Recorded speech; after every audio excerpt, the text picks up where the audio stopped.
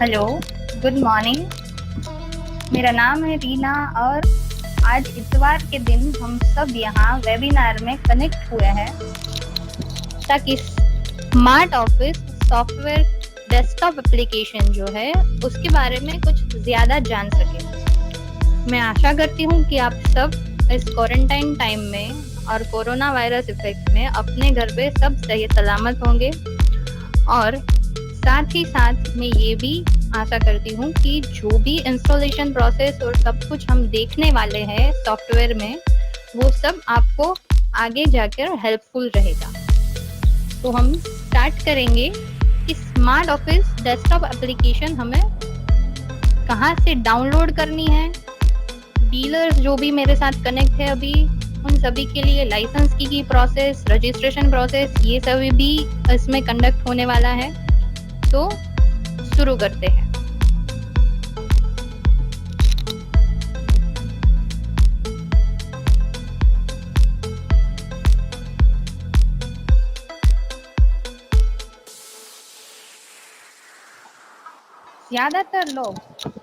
ज्यादातर लोग बायोमेक्स biometric machines जो भी स्मार्ट ऑफिस डेस्कटॉप सॉफ्टवेयर जो आपको फैसिलिटी देता है कि आप अपने बायोमेक्स बायोमेट्रिक डिवाइस को बहुत इजीली डेस्कटॉप सॉफ्टवेयर से साथ कनेक्ट भी कर सकते हो, अटेंडेंस सिस्टम इम्प्रूव भी होता है और अच्छी तरह से रिपोर्ट भी जनरेट कर सकते हो। स्मार्ट ऑफिस डेस्कटॉप एप्लीकेशन बहुत सारी फैसिलिटीज देता है जो आपके अटेंडेंस सिस्टम को बहुत इजी बना देता है। तो अभी स्टार्ट करते हैं हम कि हमें सॉफ्टवेयर का सेटअप कहाँ से मिल सकता है। सॉफ्टवेयर का सेटअप लेने के लिए हमें जाना है smartofficesuite.in जो हमारी साइट है वहां पे जाना है। प्रीवियसली जो मैं बात कर रही थी लाइसेंस की के रिगार्डिंग, वो भी जो रजिस्ट्रेशन करना है वो भी आपको इसी साइट से करना है, लेकिन इसको हम लेटर ऑन देखेंगे। अभी हम डाउनलोड्स में जाएंगे। सॉफ्टवेयर का सेटअप आपको डाउनलोड में स्मार्ट ऑफिस डेस्कटॉप यही मिलेगा, यहाँ से ही आपको डाउनलोड करना है। डेस्कटॉप एप्लीकेशन है, इसके लिए आपको सिर्फ सेटअप ही डाउनलोड करना है और कुछ भी करने की जरूरत नहीं है। मेरे पास ऑलरेडी डाउनलोडेड सॉफ्टवेयर है। सो आगे बढ़ते हैं। वैसे आप चाहे तो सेटअप को डेस्कटॉप पे भी रख सकते हैं, लेकिन हमें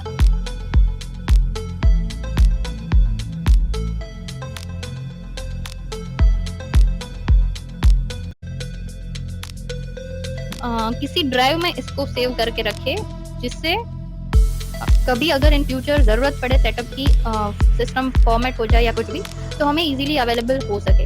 इसके लिए जनरली सेटअप रार फॉर्मेट में ही डाउनलोड होता है, तो इन्हें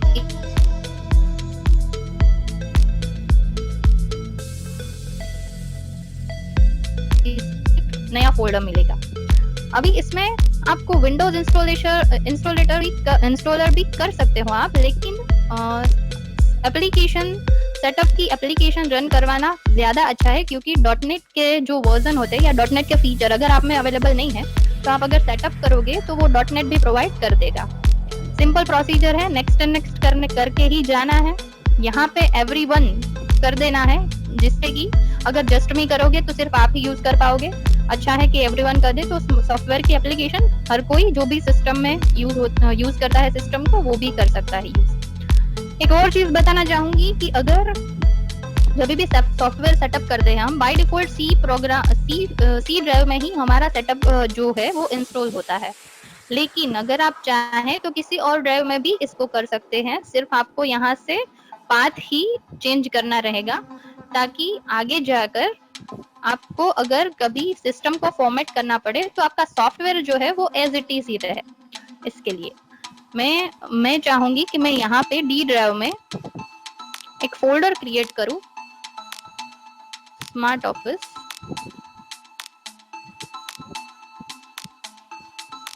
और इसके अंदर ही मेरा सेटअप इंस्टॉल हो जाए। ठीक है, अभी आगे बढ़ते हैं। नेक्स्ट करना है सिर्फ, और नेक्स्ट इंस्टॉलेशन थोड़ी देर में इंस्टॉल हो जाएगा। जैसे ही इंस्टॉलेशन डन हो जाएगा, आपको आपके डेस्कटॉप पे भी एक ऐप का डेस्कटॉप पे भी एक आइकॉन आ जाएगा, एज वेल एज आपकी सिस्टम की एप्लीकेशन में भी ये ऐड हो जाता है। यहाँ पे बाय डिफॉल्ट है और स्टार्ट बार में जाकर भी आप चेक कर सकते हैं। बहुत इजी इंस्टॉलेशन सेटअप है।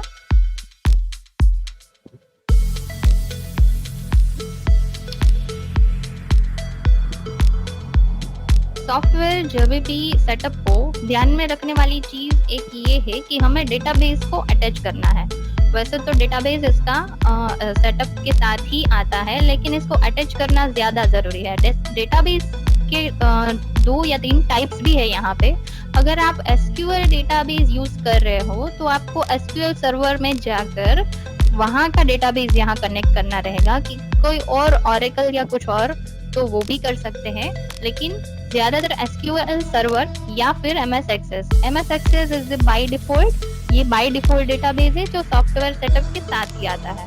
हमें सिर्फ यहाँ से फाइल पाथ देना है। अब ये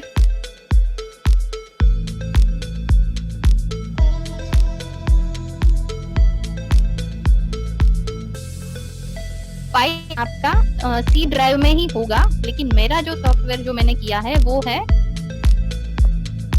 स्मार्ट ऑफिस D ड्राइव में मैंने इंस्टॉल किया है। तो मुझे यहाँ पे जाना पड़ेगा। यहाँ पे MS Access की एक फाइल होगी जो MDB जो डेटाबेस है हमारा, इसको हमें कनेक्ट करना रहेगा, ताकि इन फ्यूचर जो भी बायोमेट्रिक की मशीन्स जो भी हम ऐड करने वाले हैं, एज वेल एज जो भी एम्प्लॉय के जो डेटा है, वो एम्प्लॉय के डेटा है जो वो भी इस सॉफ्टवेयर में डेटाबेस में ही स्टोर होंगे। तो हमें जो भी डेटाबेस में स्टोर कराना है, इसीलिए हमें इस डेटाबेस को कनेक्ट करना पड़ता है। डेटाबेस का पाथ देकर टेस्ट कनेक्शन करेंगे, कनेक्शन एस्टैब्लिश, सेव कर देंगे। बाय डिफॉल्ट पासवर्ड और लॉगिन नेम जो है वो बायोमेक्स रहता है। अगर आप चाहें तो इसे सॉफ्टवेयर में जाकर इसको चेंज भी कर सकते हैं। ठीक है। पार्टनर डिटेल्स आपको अगर फिलअप करनी है वो भी आप कर सकते हैं, और ये रजिस्ट्रेशन फॉर्म है जिसको भी आप फिलअप कर सकते हैं, और अपने ये फॉर्म है जो अंदर सबमिट हो जाता है सॉफ्टवेयर में। अभी शुरू करेंगे हम डिवाइसेस से। क्योंकि ये डेस्कटॉप एप्लीकेशन है, आपका डिवाइस जो होगा वो आपके सेम नेटवर्क, मतलब कि लोकल नेटवर्क में कनेक्ट होना चाहिए। लोकल नेटवर्क यानी कि जो आपकी सिस्टम है, जिस सिस्टम का जो नेटवर्क है, उसी सिस्टम के नेटवर्क के साथ ही आपका बायोमेट्रिक डिवाइस कनेक्ट होना मैंडेटरी चीज है, क्योंकि आप डेस्कटॉप एप्लीकेशन यूज कर रहे हो। दूसरी बात ये है कि अगर आपके यहाँ कोई अलग लैन केबल या फिर वाईफाई अवेलेबल नहीं है, या फिर आपका डिवाइस जो है बायोमेक्स का बायोमेट्रिक डिवाइस जो है आपके पास, वो अगर उसमें वाईफाई वाला डिवाइस आपके पास नहीं है, सिंपल लैन कनेक्शन वाला ही है, तो आप डायरेक्टली लैन केबल को इसी सिस्टम से जिसमें आप सॉफ्टवेयर को सेटअप कर रहे हो उसमें कनेक्ट करके भी IP address, static IP address देकर बायोमेक्स डिवाइस को कनेक्ट कर सकते हो। तो ये 2 चीजें हैं जो हमें ध्यान में रखनी है। अभी बात करते हैं सीरीज की। जैसे आप सभी जानते हैं कि बायोमेट्रिक मशीन डिफरेंट सीरीज में अवेलेबल है। जो पुरानी मशीन्स थी वो A सीरीज में अवेलेबल है, और N और V सीरीज अभी अवेलेबल है। तो आपके पास जिस सीरीज की मशीन है उस सीरीज को यहाँ पे कनेक्ट करना बहुत जरूरी है, ताकि डिवाइस जब आप कनेक्ट कर रहे हो तो उस डिवाइस का कनेक्शन एस्टैब्लिश नेटवर्क के साथ इजीली हो जाए, और डिवाइस को आप यहाँ पे कनेक्ट और ऑनलाइन ला सको। इसके लिए डिवाइस को कनेक्ट करने के लिए क्या करना रहेगा, डिवाइसेस पे हम क्लिक करेंगे, यहाँ ऐड न्यू में जाएंगे। ऐड न्यू में जाकर जो भी डिवाइस का नाम आपके पास जो भी डिवाइस है उसका नाम भी रख सकते हो, या फिर आपके रिक्वायरमेंट के हिसाब से ही आप इसको सेटअप कर सकते हो। सीरियल नंबर जनरली डिवाइस में आपको व्यू इन्फो में भी मिल जाएगा, और डिवाइस के पीछे एक बैक साइड जो एक QR कोड रहता है, वहां पे भी सीरियल नंबर डिफाइन रहता है। क्योंकि ये डेस्कटॉप एप्लीकेशन है, जरूरत नहीं रहती है, लेकिन अगर सीरियल नंबर आप यहाँ पे एंटर करोगे तो आपके एक रिकॉर्ड के लिए अच्छा है, क्योंकि सीरियल नंबर से ये आइडेंटिफाइड हो जाता है। जो भी सीरियल नंबर होगा हम इसको यहाँ पे एंटर कर देंगे।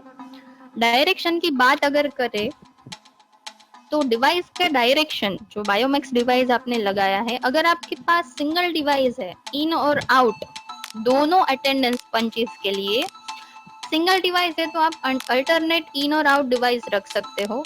अगर आपके पास दो डिवाइस है, मल्टीपल डिवाइस है, एक इन के लिए दूसरा आउट पंच के लिए, तो उस हिसाब से आपको डिवाइस का डायरेक्शन यहाँ पे क्लिक करना रहेगा, चेक करना रहेगा कि आपको कौन सा रखना है। कनेक्शन टाइप, डिवाइस अगर आपका नेटवर्क से कनेक्टेड है और आप डिवाइस को सॉफ्टवेयर के साथ ऑनलाइन मोड में लाना चाहते हो तो TCP/IP ये कनेक्शन टाइप मैंडेटरी है। अगर आप USB के थ्रू डेटा ले रहे हो बायोमेट्रिक से, तो आप USB को भी यहाँ पे सिलेक्ट कर सकते हो। इसको USB ही करना पड़ेगा आपको अगर आप USB से डेटा ले रहे हो, ठीक है। हाल फिलहाल मेरे पास एक टेक्स्ट फाइल है जिसको हमें कनेक्ट करना रहेगा आगे, तो मैं कनेक्शन टाइप में अभी USB ले रही हूँ।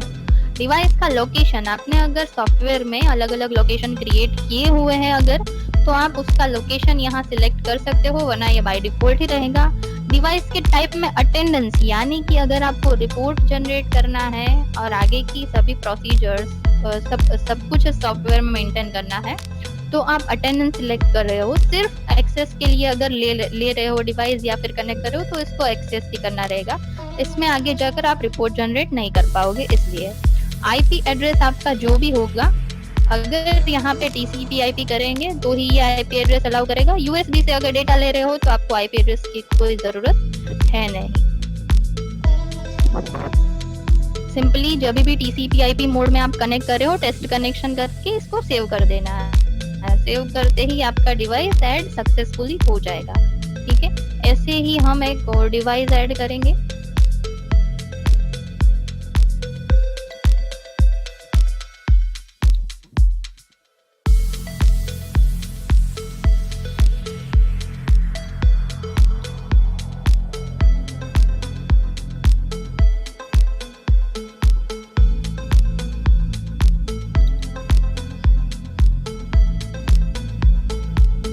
अभी ये तो हुई हमारे डिवाइस को कनेक्ट करने की बात। डिवाइस अगर आपका सॉफ्टवेयर में ऑनलाइन मोड पे है, सॉफ्टवेयर में नेटवर्क के साथ कनेक्ट है, तो सबसे पहली प्रोसीजर जो आप करोगे, डिवाइस में सब कुछ एनरोलमेंट आपका हो गया है यूजर्स का, और आपके पास यूजर्स के लॉग्स और सब कुछ डिवाइस में अभी अवेलेबल है, ठीक है।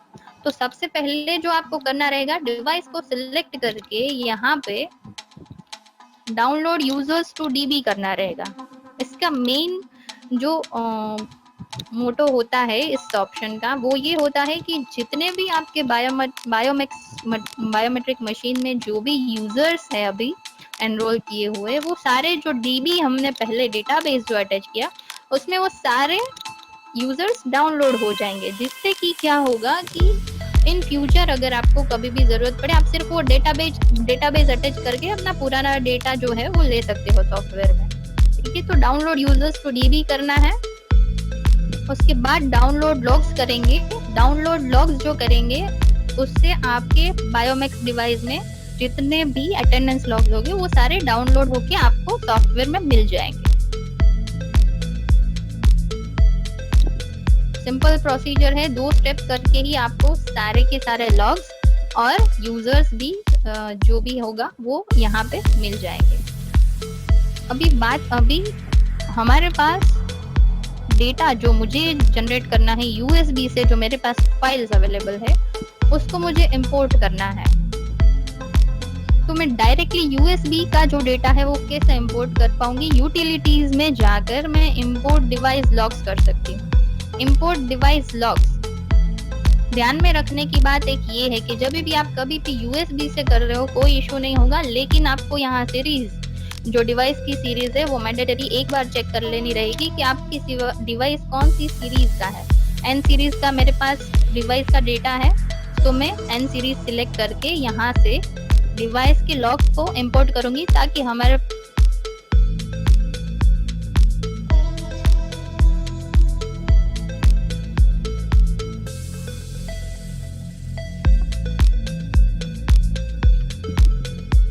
जब भी आप डिवाइस के लॉग्स को डाउनलोड कर रहे हो पेन ड्राइव में, वहां पे जब भी आप डाउनलोड करोगे आपको एक ऑप्शन दिखेगा जो पूछेगा कि आपको टेक्स्ट फाइल में डेटा चाहिए या इंक्रिप्शन मोड में चाहिए।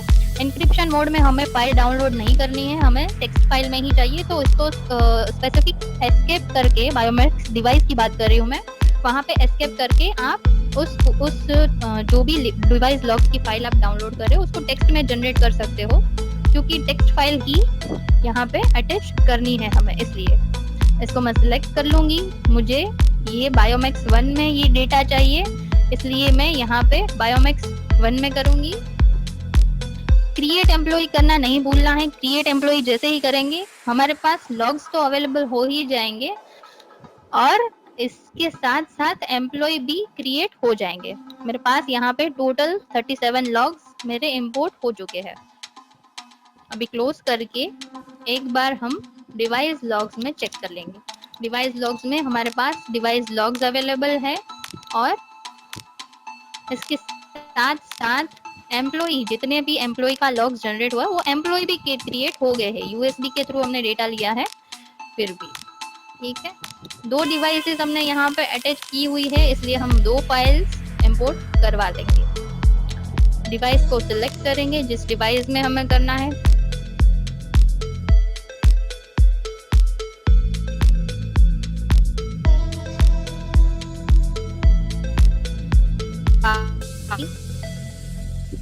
ओपन एम्प्लॉय और इंपोर्ट।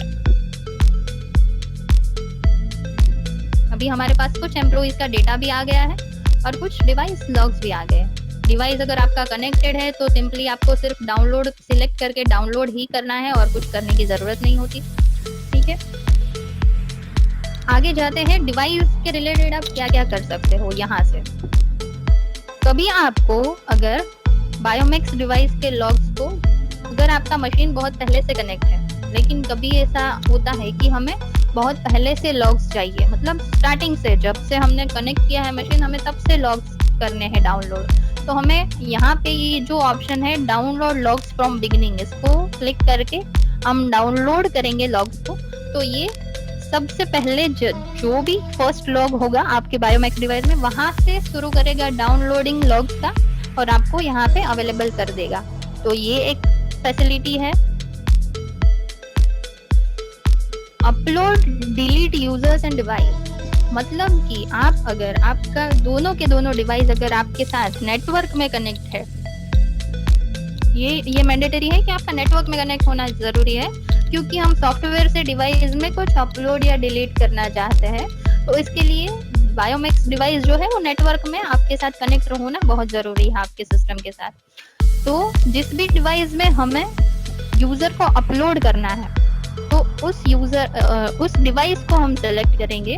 जिस यूजर को हमें अपलोड करना है उस यूजर को सिंपली यहाँ से क्लिक करके उसको सिलेक्ट कर लेंगे और अपलोड करेंगे। तो सिंपल प्रोसीजर से हम सिर्फ 2 या 3 स्टेप करके हम यूजर्स के जो डेटा है वो बायोमेक्स डिवाइस, दूसरी जो भी डिवाइस होंगी उसमें अपलोड कर सकते हैं बहुत इजी तरीके से। उसके साथ साथ अगर हमें डिवाइस में से यूजर्स को डिलीट करना है तो वो भी कर सकते हैं। सिंपल इसको क्लिक करके यहाँ पे जो डिलीट यूजर्स फ्रॉम डिवाइस, ये जो आपको ऑप्शन दिया गया है, उस ऑप्शन को सिलेक्ट करके आप डिवाइस में से यूजर को डिलीट कर सकते हो अपने सॉफ्टवेयर के थ्रू। तो बहुत इजी हो जाता है। अगर आप डिवाइस को नेटवर्क के साथ कनेक्ट कर लेते हो तो आपके लिए प्रोसेस करना बहुत इजी हो जाता है, ठीक है। तो अपलोड और डिलीट बहुत इजी है और बहुत सिंपल तरीके से हो जाता है।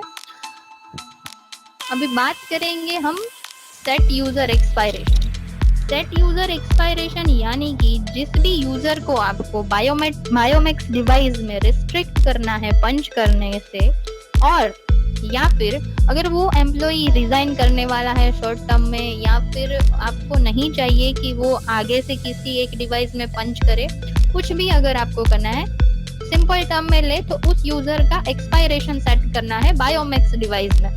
ठीक है, तो हम उसको डिवाइस को सिलेक्ट करेंगे, जिस डिवाइस में हमें पर्टिकुलर यूजर को रिस्ट्रिक्ट करना है उस यूजर को यहाँ सिलेक्ट कर लेंगे। यहाँ पे डेट सिलेक्ट कर लेंगे कि किस डेट से हमें उसको रिस्ट्रिक्ट कर देना है। तो कोई भी डेट, जिस भी डेट से आपको उसको नहीं करने देना है पंच बायोमेक्स डिवाइस में, यहाँ से सेट कर लेंगे और अपलोड कर देंगे। अपलोड करने के साथ ही जिस डेट को आपने यहाँ पे सिलेक्ट किया है उस डेट के बाद पर्टिकुलर यूजर बायोमेक्स डिवाइस में पंच नहीं कर पाएगा।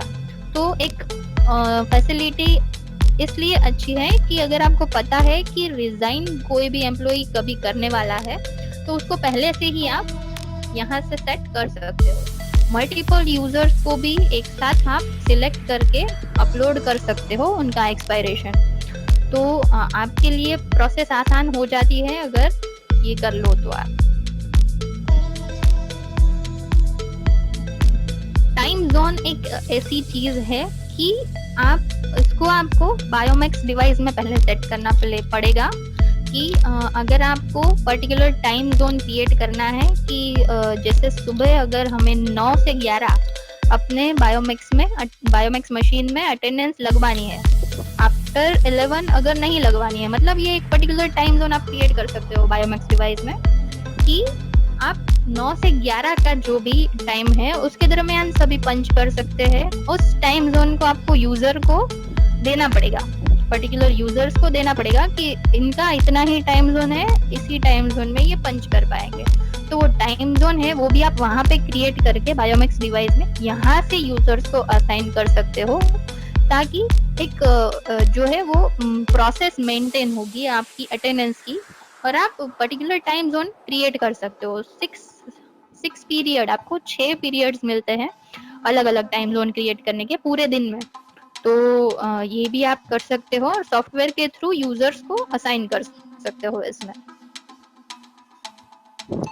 सो हमें, और यहाँ अगर हमने अलग अलग लोकेशन के डिवाइस को क्रिएट किया है, मतलब सिर्फ क्रिएट करने की बात है, डेस्कटॉप सॉफ्टवेयर है इसलिए हम उसको इस तरह से कनेक्ट अभी नहीं कर पाएंगे। लेकिन अगर लोकेशन हमने क्रिएट किया हो अलग अलग और डिफरेंशिएट करना है बायोमेक्स मशीन्स को कि पर्टिकुलर ये लोकेशन का ये है, दूसरे लोकेशन का ये है, तो इसको हम यहाँ से इस तरह से फिल्टर आउट भी कर सकते हैं लोकेशन अगर हमने क्रिएट किया है तो।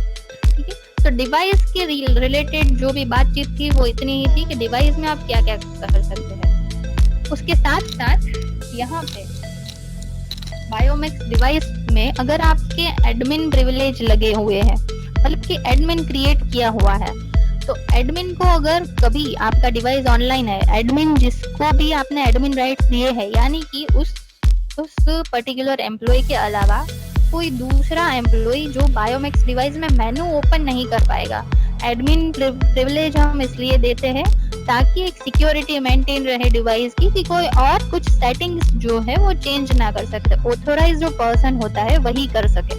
इसके लिए हम एडमिन क्रिएट करते हैं, राइट। अगर कभी पर्टिकुलर पर्सन जिसको हमने एडमिन दिया है, एडमिन बनाया है, वो अवेलेबल नहीं है और हमें कुछ चेंजेस करने हैं डिवाइस में, तो हम उसको क्लियर करना पड़ेगा एडमिन प्रिविलेज। अगर आपका डिवाइस सॉफ्टवेयर के साथ ऑनलाइन है, कनेक्ट है नेटवर्क में, तो इजीली यहाँ से सिर्फ एक क्लिक करके आप उसका एडमिन प्रिविलेज क्लियर कर सकते हो।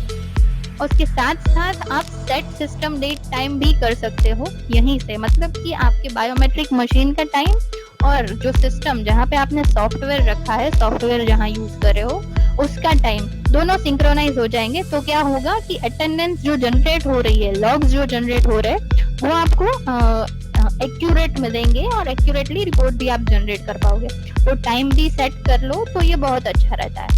उसके साथ क्लियर लॉग्स फ्रॉम डिवाइस, 3 चीजें हैं जो आप यहाँ से कर सकते हो बायोमेट्रिक डिवाइस में। क्लियर लॉग्स फ्रॉम डिवाइस, यानी कि अगर आपको डिवाइस में से बायोमेक्स डिवाइस जो आपने लगाया हुआ है उसमें से लॉग्स को क्लियर कर देने हैं, कभी जरूरत पड़ती है कि हमें लॉग्स क्लियर करने पड़ते हैं, तो यहाँ से ही कर सकते हैं। अगर हमारा डिवाइस नेटवर्क में कनेक्ट है तो ही, तो यूएसबी के थ्रू कर रहे हैं तो वो चीजें करने की जरूरत भी नहीं होती और वो कर भी नहीं सकते। ठीक है। तो इसके साथ हमें डिवाइस को नेटवर्क में कनेक्ट करना बहुत ज्यादा जरूरी रहता है। तो इतनी फैसिलिटी हमें डिवाइस को मैनेज करने की सॉफ्टवेयर के थ्रू मिलती है। डिवाइस मैनेजमेंट बोल सकते हैं इसे आप, कि डिवाइस को मैनेज आप सॉफ्टवेयर के थ्रू ही कर सकते हैं। आपको बायोमेक्स डिवाइस में जाकर कुछ सेटिंग करने की जरूरत नहीं रहती है। अभी जो डिवाइस के लॉग्स जो जनरेट होते हैं, डाउनलोड होते हैं, वो हमें कहाँ मिलेंगे? तो वो यहाँ डिवाइस लॉग्स में मिलेंगे। यहाँ पे हम from to date filter out भी कर सकते हैं लॉग्स को, डिवाइस वाइज लॉग्स को भी फिल्टर आउट कर सकते हैं। अगर बायोमेक्स 1 करूँ तो बायोमेक्स 1 के कितने लॉग्स है वो मुझे यहाँ मिलेंगे। अगर बायोमेक्स 2 करूँ तो कौन से कितने लॉग्स है उस पर्टिकुलर डिवाइस के, वो फिल्टर आउट होंगे। उसके साथ हम एम्प्लॉय कोड या नाम के थ्रू भी फिल्टर कर सकते हैं। और कभी अगर कोई एम्प्लॉय अगर पंच करना भूल गया है या फिर हमें उसकी मैनुअल एंट्री क्रिएट करनी है, यानी कि सॉफ्टवेयर में से ही उसकी अटेंडेंस क्रिएट करनी है इन शॉर्ट, तो हम यहाँ नीचे ऑप्शंस दिए हुए हैं, उसको मैनुअल एंट्री असाइन कर सकते हैं। सिर्फ हमें डेट सिलेक्ट करनी रहेगी कि हमें कौन सी डेट की मैनुअल एंट्री क्रिएट करनी है।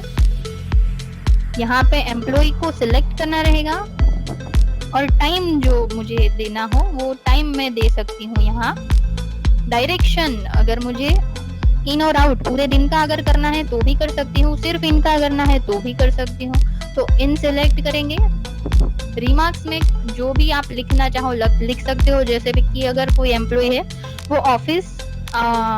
ऑफिस के काम से ही बाहर से काम कर रहा है तो उसकी हमें मैन्युअल एंट्री करनी पड़ेगी। क्यों? क्योंकि डेस्कटॉप सॉफ्टवेयर हम यूज कर रहे हैं और वो एम्प्लॉय जो है वो ऑफिस में आकर पंच नहीं कर सकता, तो हम यहाँ कुछ भी रिमार्क लिख सकते हैं।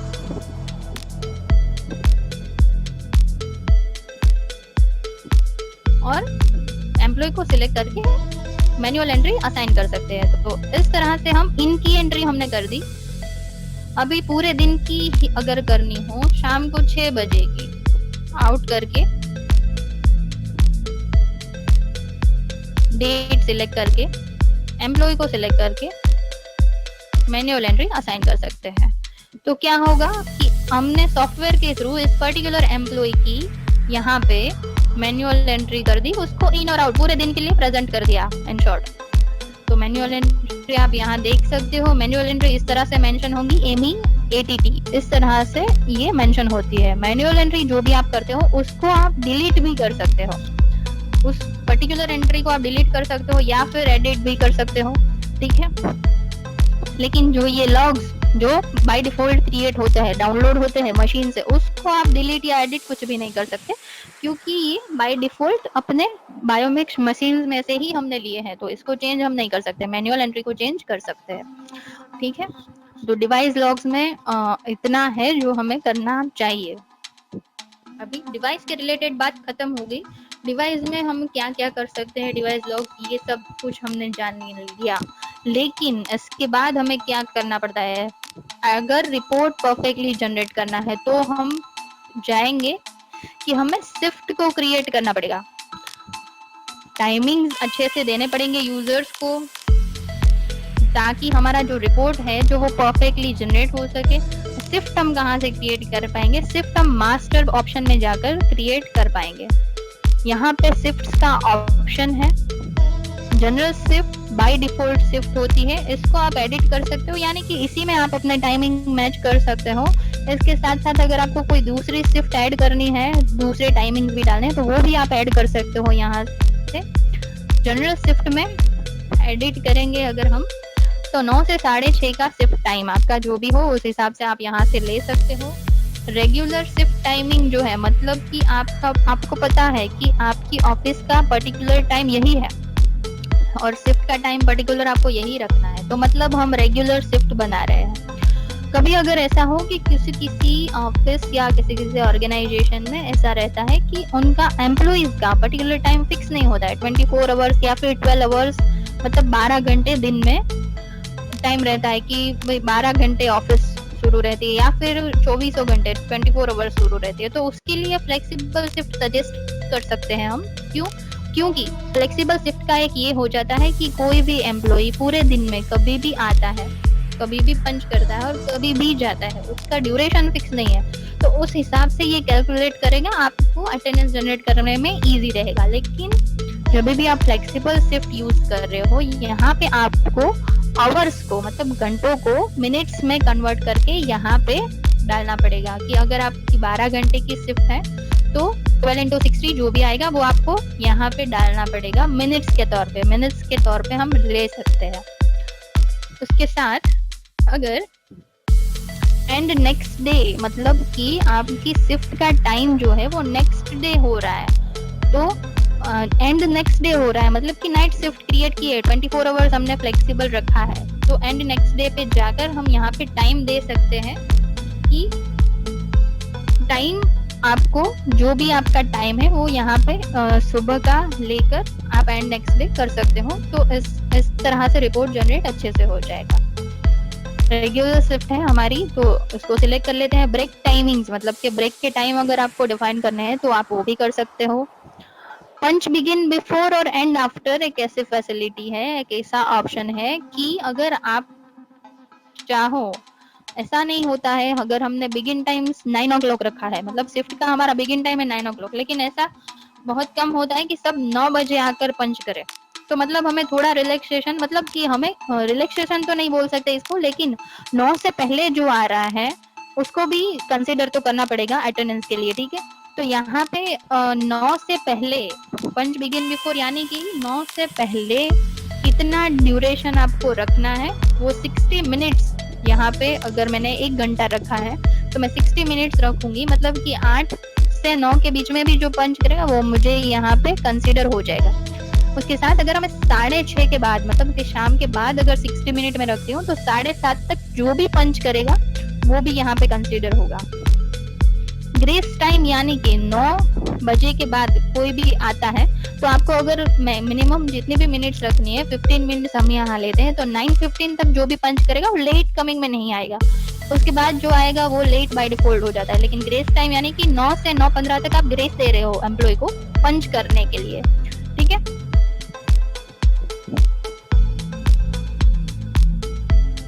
हाफ डे के सेटिंग्स अगर आपको करने हैं, मतलब कि आपको इस तरह से सेट करना है कि पर्टिकुलर एम्प्लॉई जो है ऑफिस आफ्टर कुछ टाइम के बाद, मतलब कि जैसे यहाँ पे 11 बजे बाय डिफॉल्ट लगाए हुए कि 11 के बाद अगर कोई पंच करता है तो उसका ऑटोमेटिकली हाफ डे हो जाएगा, तो उस तरह से भी आप सेट कर सकते हो।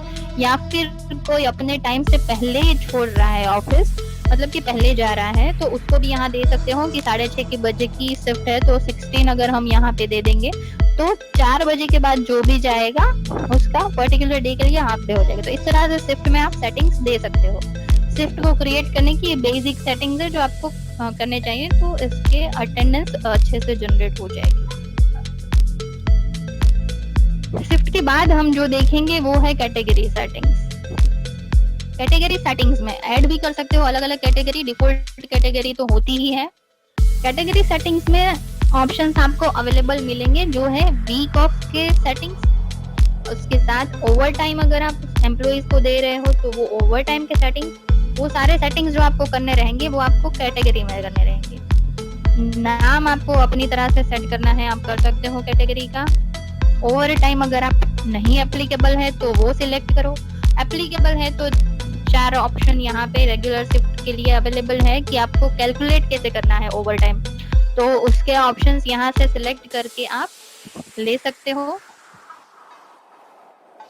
फॉर सिंगल पंच मार्क, मतलब कि अगर कोई एम्प्लॉई जो है वो एक पंच भूल जाता है, दिन में उसने एक सिंगल पंच ही किया है, जाते टाइम उसने पंच भूल गया है, तो उसका बायोमेट्रिक डिवाइस में हमारे पास सिर्फ एक ही मशीन सिर्फ एक ही लॉग्स जनरेट होगा, ठीक है। तो उसको बाय डिफॉल्ट हमें रिपोर्ट में क्या रखना है वो हम यहाँ से सिलेक्ट करके रख सकते हैं कि वो पंच भूल गया है तो रिपोर्ट में हमें क्या रहना चाहिए। प्रेजेंट रखना है बाय डिफॉल्ट तो रख सकते हैं, दोनों पंच कंपलसरी रखने हैं तो एब्सेंट सिलेक्ट करेंगे तो आपको आइडेंटिफाइड होगा कि इसने एक पंच किया है, एक पंच भूल गया है, तो इस तरह से सेटिंग कर सकते हो कैटेगरी में। वर्क ड्यूरेशन फॉर्मूला जो है वो शिफ्ट ड्यूरेशन सिलेक्ट करो तो अच्छा है, क्योंकि शिफ्ट के ड्यूरेशन जितने भी होंगे वर्क ड्यूरेशन उस तरह से कैलकुलेट होता है। यहाँ इस तरह से ऑप्शन है अवेलेबल। टोटल ड्यूरेशन का जो फॉर्मूला है, मतलब कि आपको वर्किंग जो आवर्स है 9 से 6:30 है वो हमारे वर्किंग आवर्स है, ठीक है। उसके बाद जो कोई काम करता है या फिर उसके पहले जो कोई काम करता है, वो जो ज्यादा काम करता है, तो उसको हमें अगर टोटल ड्यूरेशन एक फॉर्मूला होता है जो रिपोर्ट में आपको मेंशन आएगा, आगे देखेंगे तो पता चल जाएगा। तो अगर उसमें हमें ओवर टाइम ऐड होकर आना चाहिए तो वो भी हम कर सकते हैं। वीक ऑफ हमारे 2 ऑप्शंस अवेलेबल है कि संडे भी है और सैटरडे भी है। सैटरडे सिर्फ 2nd और 3rd है या 2nd और 4th है, 3rd और 5th है, तो उस तरह से हम सेलेक्ट कर लेंगे। हाफ डे का सेटिंग्स यहाँ पे दिया हुआ है कि मिनट्स में आप यहाँ पे सेट कर सकते हो कि भाई 240 मिनट से कम जो काम करेगा वो उसका हाफ डे हो जाएगा, 120 मिनट से जो कम काम करेगा उसका एब्सेंस हो जाना चाहिए। तो ये ऑटोमेटिक आपको प्रोसीजर करके देगा कि आपको सिर्फ सेटिंग करना है, उसके बाद जो भी कैलकुलेशन होगा अपने आप हो जाएगा। तो इस तरह से आप अपडेट कर सकते हो, ठीक है। अगर फ्लेक्सिबल शिफ्ट आपने क्रिएट की हुई है तो यहाँ पे फ्लेक्सिबल शिफ्ट आपको सिलेक्ट करनी रहेगी, जिससे कि फ्लेक्सिबल शिफ्ट में ये सारी जो सेटिंग्स आपने की है वो वहाँ पे एप्लीकेबल हो जाएगी। तो जो रिपोर्ट जनरेशन के लिए आपको चाहिए वो शिफ्ट और कैटेगरी के सेटिंग्स इस तरह से आप सेट कर सकते हैं।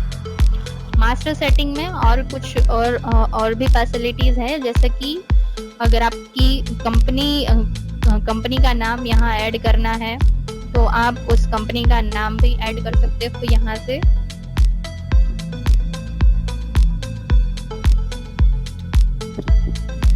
इंफॉर्मेशन डाल सकते हो अपने हिसाब से और अपडेट कर सकते हो।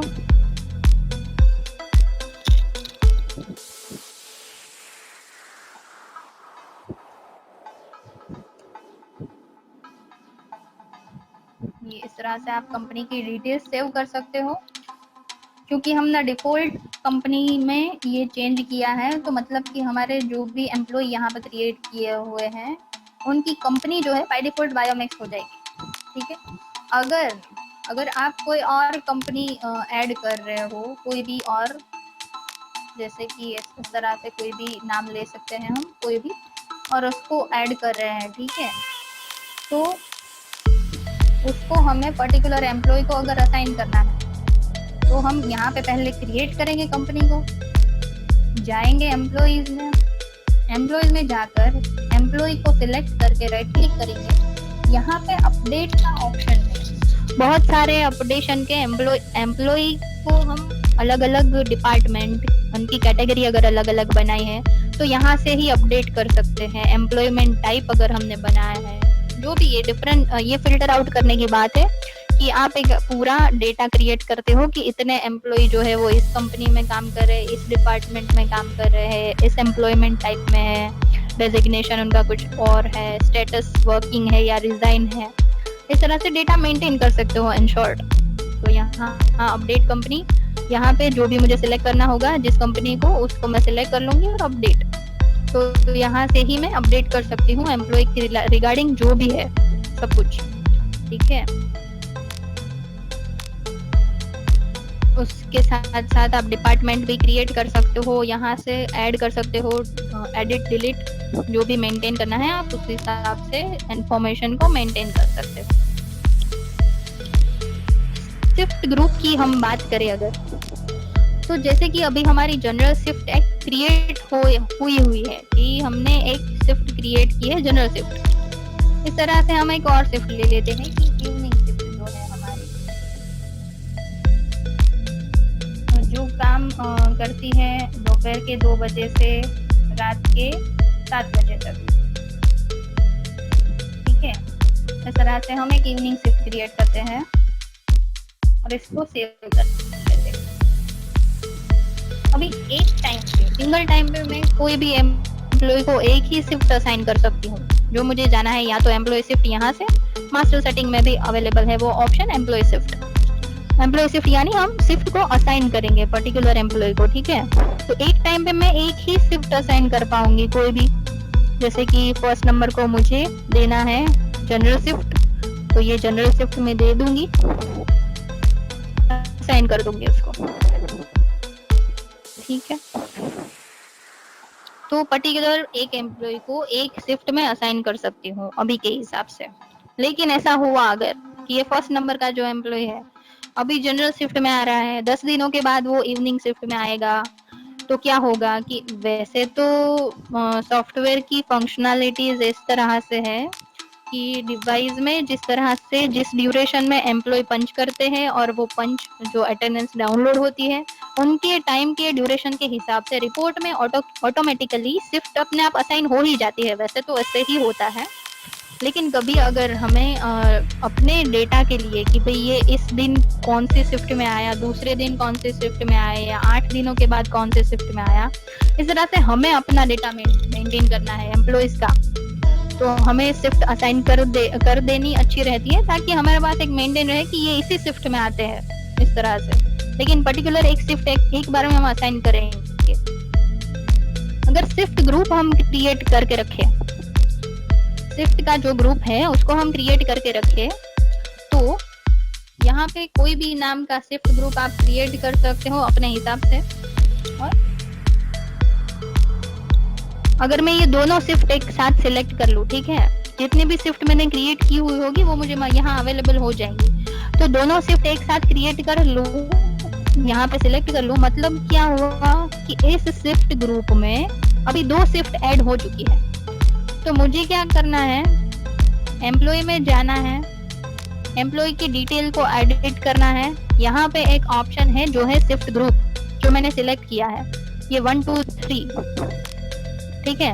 इसको अपडेट अगर मैं कर लेती हूँ, तो इसको अपडेट करने के बाद क्या होगा कि मुझे पूरे मंथ में ये दोनों शिफ्ट में ये एम्प्लॉय आएगा, तो मेरा डेटा इस तरह से मैनेज होगा कि पूरे मंथ में ये पूरे शिफ्ट ग्रुप में दोनों शिफ्ट में से जब आया होगा वो उस हिसाब से उसका डेटा मैनेज हो जाएगा, उस हिसाब से उनको शिफ्ट असाइन हो जाएगी। दोनों शिफ्ट मैंने एक साथ असाइन की, लेकिन शिफ्ट ग्रुप को बनाकर।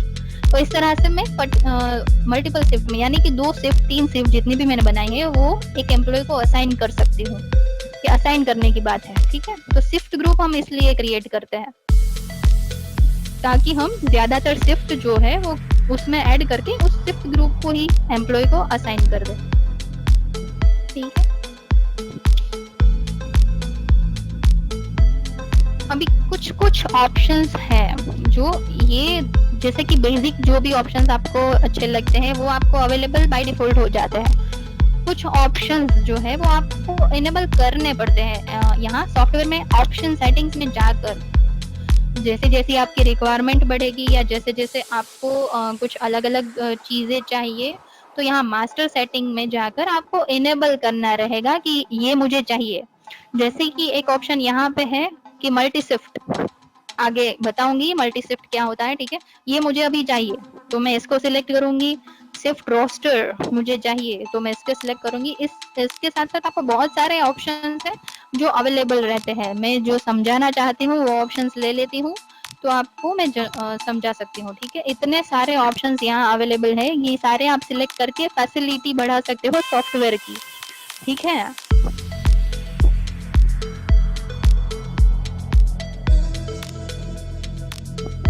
तो मैं इस तरह से यहाँ पे सिलेक्ट कर सकती हूँ डेटाबेस का बैकअप रिस्टोर, जो भी ऑप्शन यहाँ मुझे अवेलेबल है तो वो मैं सिलेक्ट कर लूंगी।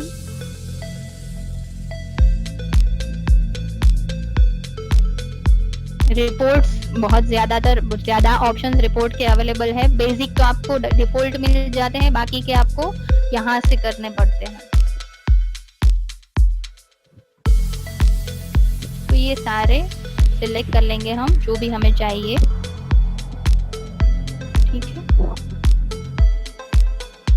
और सेव कर लेना है। तो क्या होगा, मेरे ऑप्शंस बढ़ जाएंगे। अभी मास्टर सेटिंग में हम देखेंगे तो कुछ ऑप्शंस जो है वो ऐड हो गए हैं, नहीं हुए हैं अगर तो एक बार सॉफ्टवेयर को लॉग ऑफ करके फिर से लॉग इन कर लेना है।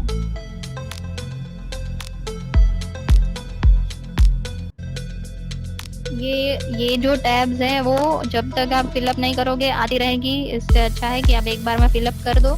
तो क्या है, अभी मेरे ऑप्शंस बढ़ गए हैं। कुछ ऑप्शंस जो मुझे समझाने हैं, कुछ ऑप्शंस जो आपको दिखाने हैं, वो मैंने सिलेक्ट किए वहां से, तो यहाँ पे आ गए, पहले नहीं आ रहे थे। ठीक है, तो इस तरह से मास्टर ऑप्शन में जाकर आप अपनी रिक्वायरमेंट के हिसाब से वहां से ऑप्शंस उठा सकते हो। ये आपको ज्यादातर फैसिलिटी देता है। मल्टी शिफ्ट की अगर हम बात करें तो मल्टी शिफ्ट यानी कि अगर कोई पर्टिकुलर एम्प्लॉय एक दिन में 2 शिफ्ट में आ रहा है, एक दिन में 2 शिफ्ट में आ रहा है, तो मतलब कि हमें उसके लिए क्या करना पड़ेगा, उसके लिए हमें मल्टी शिफ्ट क्रिएट करनी पड़ेगी, ताकि हम उसको ये पर्टिकुलर शिफ्ट, मल्टीपल शिफ्ट जो है उसको असाइन कर सके। ये जैसे जनरल रख दिया मैंने टाइम, मैं टाइम जो भी है मेरा वो ले लेती हूँ, जैसे 6:30।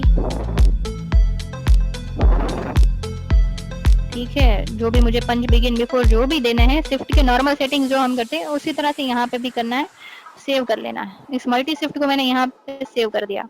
अभी एक और शिफ्ट करूंगी, क्यों? क्योंकि हमें मल्टीपल शिफ्ट एक एम्प्लॉय को असाइन नहीं, लेकिन उसको अलाउ करना है कि एक दिन में वो 2 शिफ्ट में काम कर सकता है, उसका भी हमें रिपोर्ट जनरेट करना है, इसलिए। ठीक है, तो हम नाम ले लेंगे यहाँ पे जो भी मुझे रखना है मल्टीपल शिफ्ट का नाम, वो मैं यहाँ पे क्रिएट कर लूंगी। टाइम जो भी मुझे देना है वो मैं दे सकती हूँ।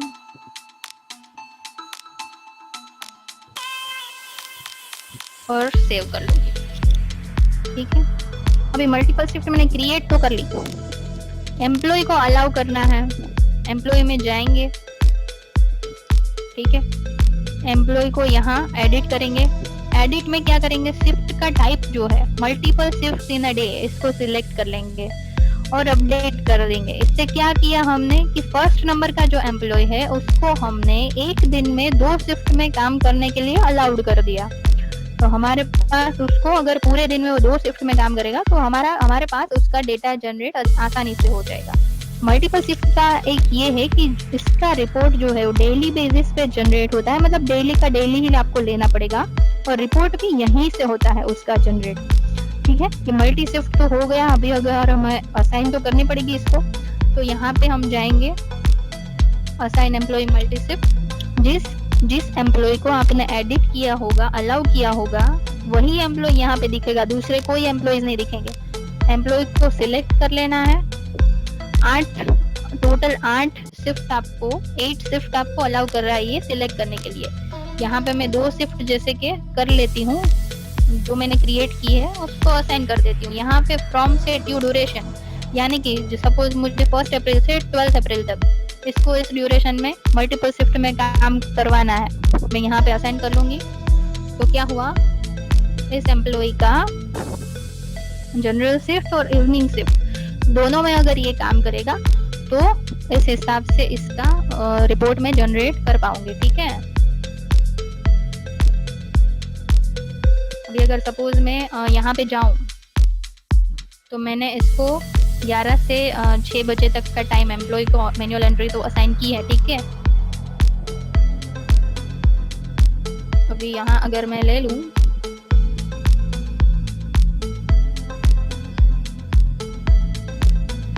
पंच जनरेट करने की ये बात हो रही है कि हम पंच जनरेट कर रहे हैं।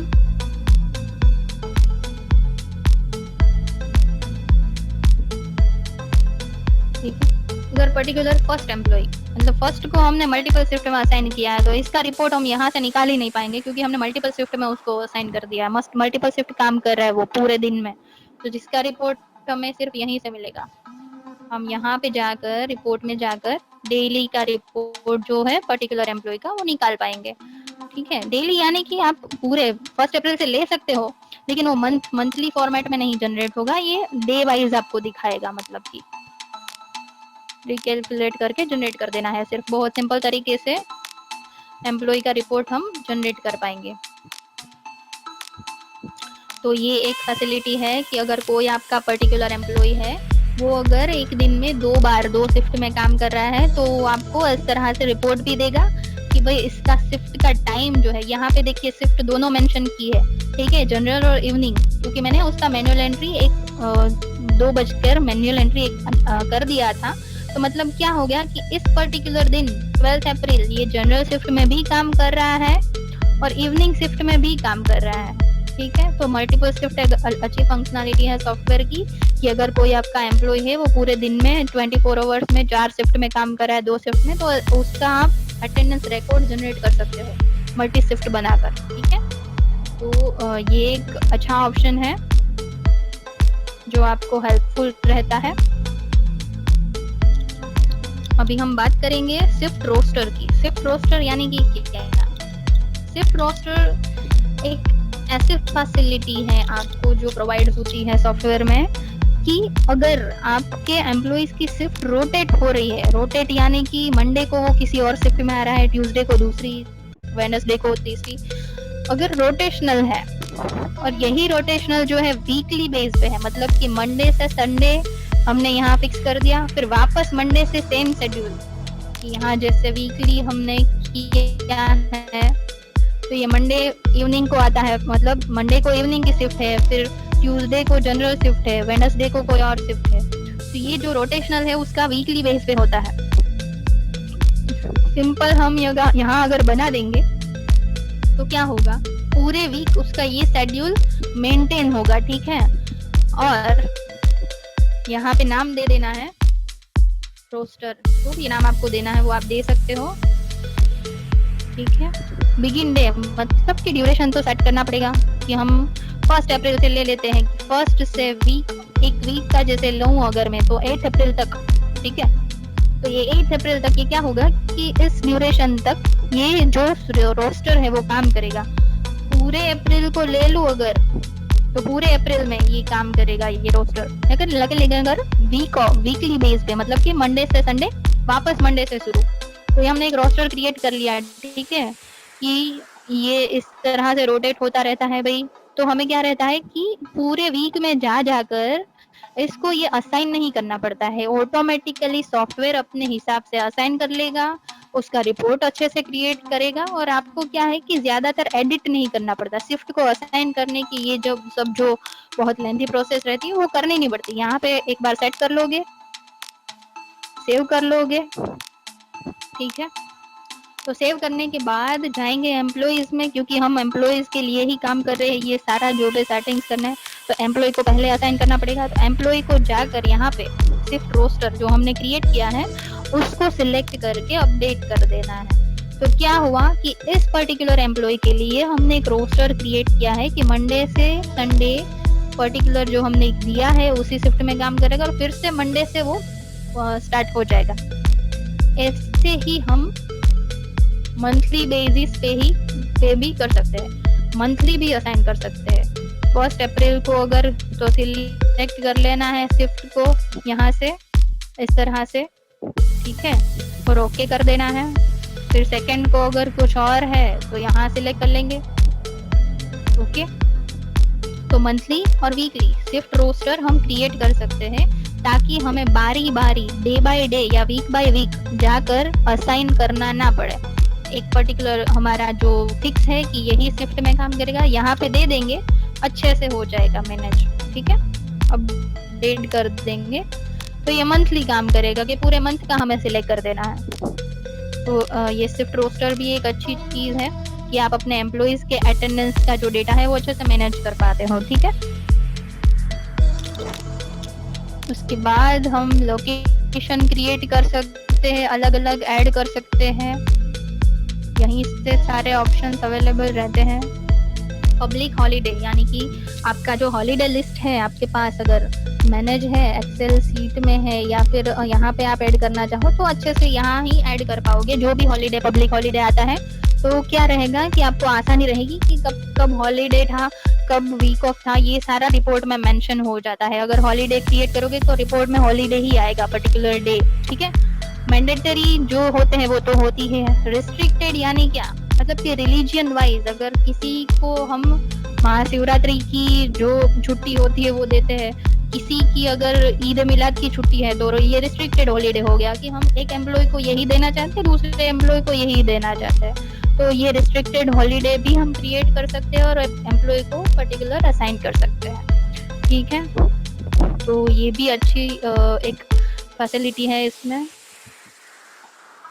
एम्प्लॉयमेंट मास्टर में क्या है, employment type, grade, team and designation, मतलब कि पर्टिकुलर एम्प्लॉइज का आप क्रिएट कर सकते हो, एम्प्लॉयमेंट टाइप के हिसाब से उसको अपडेट कर सकते हो, उसकी इंफॉर्मेशन स्टोर कर सकते हो कि इसका ग्रेड ये है या फिर ये यही टीम में काम करता है, या फिर इसका डेजिग्नेशन यही है कि एचआर मैनेजर है या टेक्निकल लीड है, जो भी आपको चाहे तो वो उस तरह से आप डिफाइन करके फिल्टर आउट कर सकते हो, एम्प्लॉय को अपडेट कर सकते हो।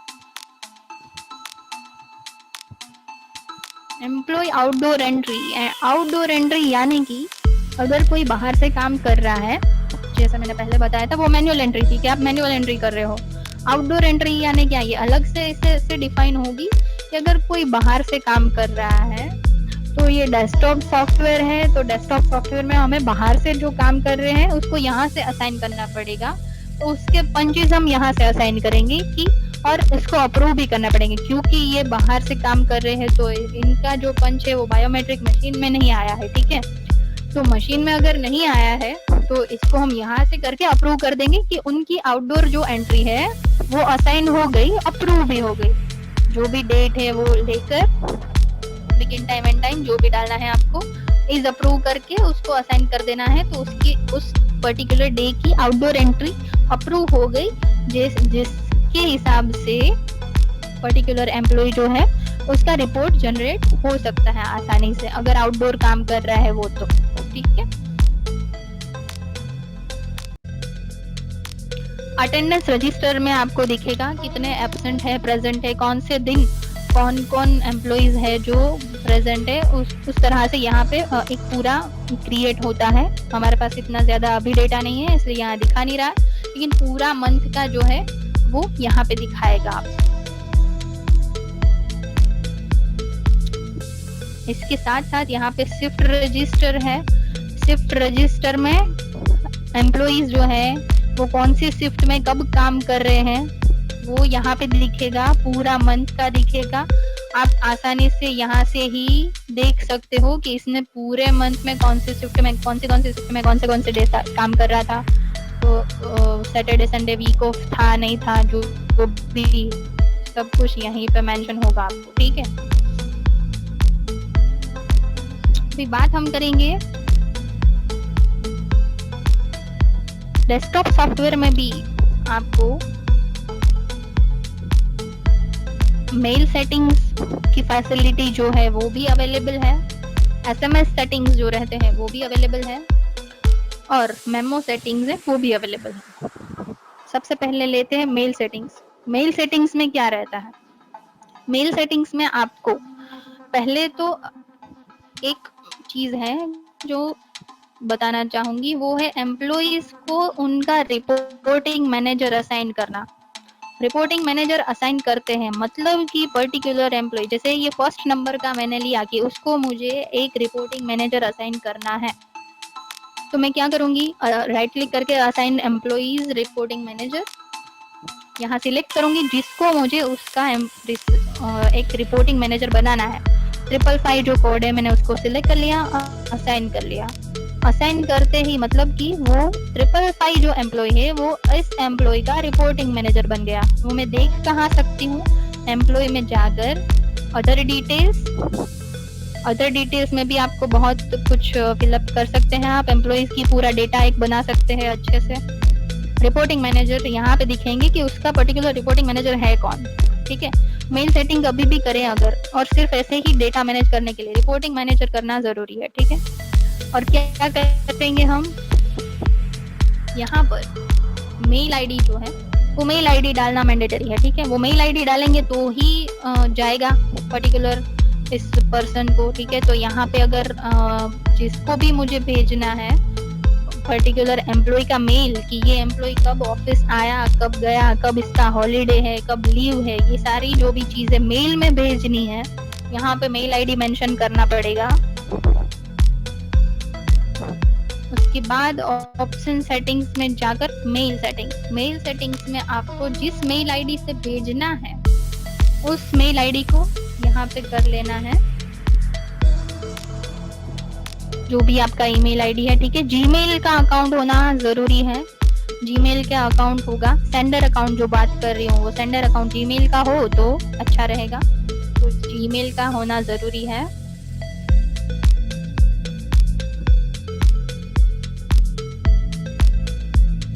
ठीक है, यहाँ पे SMTP सर्वर का नाम, SMTP एक प्रोटोकॉल है जो जीमेल जो मेल्स के लिए काम करता है, मेल सिस्टम के लिए, ठीक है। तो उसको सर्वर नेम उसका जो बाय डिफॉल्ट यहाँ रहेगा वही रहेगा। पोर्ट देना है 465 दे सकते हो, 587 दे सकते हो, 25।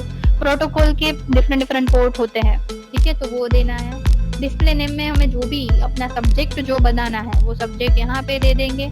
लॉगिन नेम में क्या होगा, लॉगिन नेम में जिस मेल आईडी से मुझे भेजना है उस मेल आईडी को यहाँ पे लेकर उसका लॉगिन पासवर्ड डाल के सेव कर लेना है। सेव करने के बाद टेस्ट मेल कर लेना है एक, कि टेस्ट मेल अगर मेरा सक्सेसफुली हो जाता है तो उस हिसाब से मेरी मेल सेटिंग्स काम करेंगे, ठीक है। तो ये एक मेल सेटिंग्स की फैसिलिटी है। यहाँ पे सारी डिटेल्स भर के उसके बाद सब कुछ टेस्ट मेल और सब कुछ करके उसके बाद मुझे जाना है यहाँ यूटिलिटीज में, डेटा कलेक्टर सर्विसेज एक ऑप्शन है। आपके जो SMS सेटिंग होंगे, मेल सेटिंग्स होंगे, या फिर डिवाइस के लॉग्स किसी एक फाइल फॉर्मेट में आपको चाहिए, तो वो जो भी सारे सेटिंग्स हैं वो सारे सेटिंग्स डेटा कलेक्टर सेटिंग्स में पहले करने पड़ेंगे आपको। वहाँ पे मेल सेटिंग्स की डिटेल्स फिलअप करके यहाँ पे जो भी मेल में आपको जो भेजना है, जैसे कि लेट और अर्ली का, यहाँ आपको टाइम डालना रहेगा कि पर्टिकुलर दिन रोजाना रोज 10 बजे ये मेल चला जाना चाहिए। तो किसको रिपोर्टिंग मैनेजर को। ये सिलेक्ट नहीं करूंगी तो पर्टिकुलर एम्प्लॉय को जाएगा, ठीक है, जिसका मैंने ईमेल आईडी डाला होगा वहां पे एम्प्लॉय के डिटेल्स में। रिपोर्टिंग मैनेजर करूंगी तो रिपोर्टिंग मैनेजर को जाएगा। तो रोज 10 बजे ये सारे मेल मेरे चले जाएंगे रिपोर्टिंग मैनेजर को, ठीक है। सेंड मेल ऑल करूंगी मतलब कि एम्प्लॉय को भी जाएंगे और रिपोर्टिंग मैनेजर को भी जाएंगे। और यहाँ पे डिवाइस को सिलेक्ट करके सेव कर लेना है। डेटा कलेक्टर सेटिंग्स मेरे सेव होंगे तो 10 बजे रोज मेल चले जाएंगे। अभी मेल में जो फाइल जाएगी उसका एक फॉर्मेट तो रेडी करना पड़ेगा मुझे, ठीक है। तो वो मुझे जाना है अटेंडेंस लॉग्स में। यहाँ पे ये एक फॉर्मेट है जो क्रिएट करना रहता है, मतलब कि जितनी चीजें आपको मेल में चाहिए फाइल में वो चीजें यहाँ पे सिलेक्ट करनी है। जो भी चाहिए एम्प्लॉइज की डिटेल्स सिलेक्ट करके रिकैलकुलेट करके यहाँ पे ऑटो मेलर का जो ऑप्शन है, send the same format in auto Mailer, okay. तो ये सिलेक्ट करेंगे तो इस फॉर्मेट में हमारा मेल जाएगा और इसको सेव कर देना है। तो मेल की सिंपल प्रोसीजर है कि हम इस तरह से मेल के सेटिंग कर सकते हैं। तो क्या होगा कि पर्टिकुलर टाइम पे पर्टिकुलर एम्प्लॉय को सारे मेल पहुंच जाएंगे। तो मेल सेटिंग्स भी हम कर सकते हैं। उसके साथ साथ हम मैसेज सेटिंग्स भी कर सकते हैं। SMS सेटिंग की URL आपको जनरेट करवानी पड़ेगी, ठीक है। ये URL आप एक बार परचेस करोगे तो उस URL को लेकर उसके बाद आपको यहाँ पे जो भी SMS में भेजना है, स्टेटस एज अ स्टेटस जो भी भेजना है वो यहाँ पे वेरिएबल ऐड करने रहते हैं कि आपको एम्प्लॉय का कोड चाहिए, ठीक है, उसको ले लो। फर्स्ट इन टेक्स्ट में मतलब कि इन का जो टाइम है उसमें क्या क्या जाना चाहिए, तो मतलब कि पंच का टाइम जाना चाहिए तो वो ले लो। इस हिसाब से यहाँ सारे जो भी आपको चाहिए, last out text, no punches, all in out, ये ऐड करके SMS को सेंड कर देना है, ठीक है।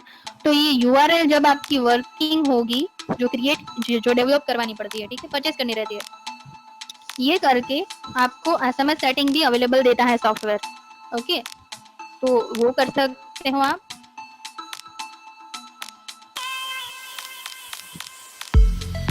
SMS का भी सेम टू सेम आपको एम्प्लॉय की डिटेल्स में नंबर्स डालने होंगे।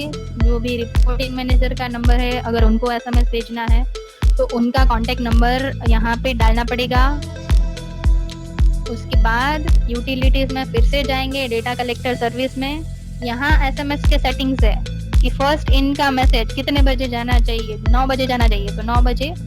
लास्ट आउट का मैसेज कितने बजे जाना चाहिए, तो मतलब कि पर्टिकुलर शाम को जाना चाहिए कि शाम को सभी के लास्ट आउट, जो भी लास्ट आउट हुए हैं ऑफिस में से, उनके चले जाने चाहिए इतने बजे। नो पंचिस, यानी कि कोई जो है एब्सेंट है, मतलब पंच नहीं किया है उन्होंने, तो उनका जो भी टाइम है जो भी सेट करोगे उस हिसाब से एसएमएस ड्यूरेशन में रोज की रोज एसएमएस चले जाएंगे रिपोर्टिंग मैनेजर्स को, या फिर जिनका नंबर आपने डाला है इन शॉर्ट उनको चले जाएंगे। ठीक है, तो एसएमएस सेटिंग्स भी एक अवेलेबल है आपके लिए सॉफ्टवेयर में फंक्शनलिटी।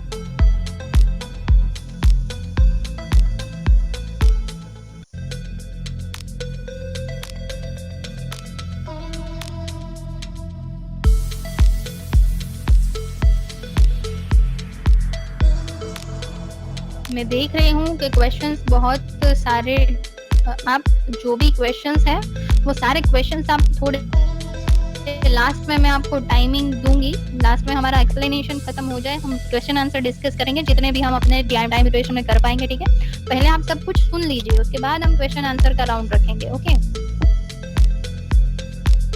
मेमो सेटिंग्स भी आप एक कर सकते हो, एक वो अच्छा ऑप्शन है जैसे आरटीओ व्हीकल के लिए मेमो भेजता है, वैसे हम अपने पर्टिकुलर एम्प्लॉय को उसके सब्जेक्ट के हिसाब से, मतलब कि उनको नोटिस भेजनी है कि भाई आप लेट आए, अर्ली आए, और या फिर एब्सेंट हो इस दिन, बिना बताए एब्सेंट हो, या फिर आपका पंच जो है वो मिस हो गया है, आप पंच करना भूल गए हो, इस तरह से मेमो क्रिएट कर सकते हो। यहाँ पे आपको जो भी लिखना है आप लिख सकते हो अपना सब्जेक्ट डिफाइन करके। ठीक है, एचआर जनरली अटेंडेंस सिस्टम जो है वो एचआर डिपार्टमेंट मैनेज करता रहता है, तो जो जिसका भी सिग्नेचर चाहिए आप यहाँ पे वो डालकर उसको सेव कर सकते हो। ठीक है, अभी मेमो का हमने वो फॉर्मेट तो बना लिया, मतलब यहाँ एडमिन के ऑप्शन में जाकर, लेकिन मेमो को हमने जनरेट करना है, मतलब भेजना तो पड़ेगा, तो हम जनरेट करेंगे।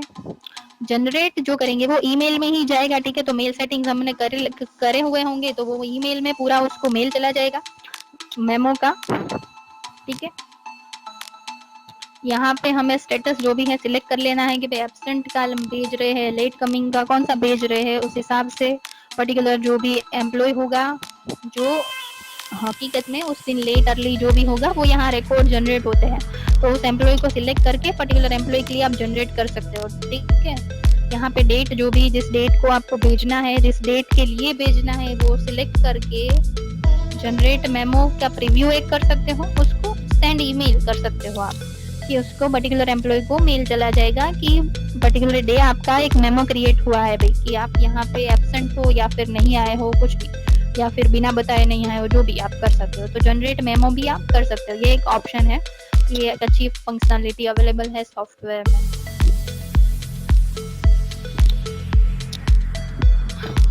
उसके साथ मास्टर सेटिंग्स में तो हमने देख लिया ऑलमोस्ट।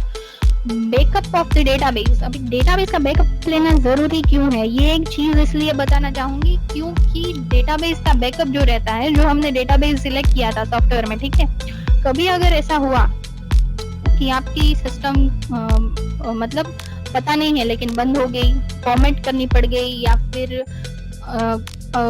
अनफॉर्चुनेटली ऐसा हो जाए कि क्रैश हो जाती है हार्ड डिस्क, कुछ भी हो सकता है। ठीक है, कंप्यूटर सिस्टम है, आफ्टर ऑल मशीन है, अगर कुछ ऐसा हुआ, हमारे पास बहुत सारा डेटाबेस क्रिएट हुआ है, लेकिन अगर हम बैकअप ले लेंगे डेटाबेस का पर्टिकुलर डे पे, ठीक है, या फिर ड्यूरेशन में एवरी 7 डेज अगर हम ले लेंगे बैकअप, तो क्या होगा कि हमारे पास एक बैकअप डेटाबेस का अवेलेबल रहता है कि भाई हमारे पास डेटाबेस का बैकअप अवेलेबल है, उस डेटाबेस को हम कभी भी फिर से जब सिस्टम में सॉफ्टवेयर नया इंस्टॉल करेंगे तो उस पुराने डेटाबेस को अटैच करके हम मतलब पूरा डेटा सेटिंग्स सब कुछ अवेलेबल कर सकते हैं।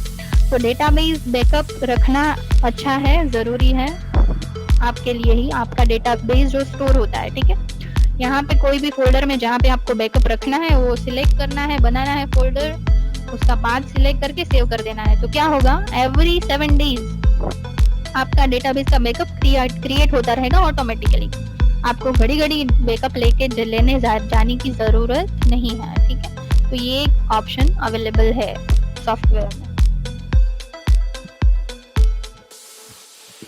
एडमिन में दूसरा जो आप कर सकते हो वो है सिस्टम यूजर। सिस्टम यूजर क्या होता है? यूजर मतलब कि सॉफ्टवेयर के लिए हम यूजर क्रिएट कर रहे हैं, सॉफ्टवेयर के लिए हम यूजर क्रिएट कर ले रहे हैं, उसके साथ साथ अगर उस पर्टिकुलर यूजर को हमें पूरा सॉफ्टवेयर का एक्सेस देना है तो उसको हम एडमिन यूजर रखेंगे, ठीक है।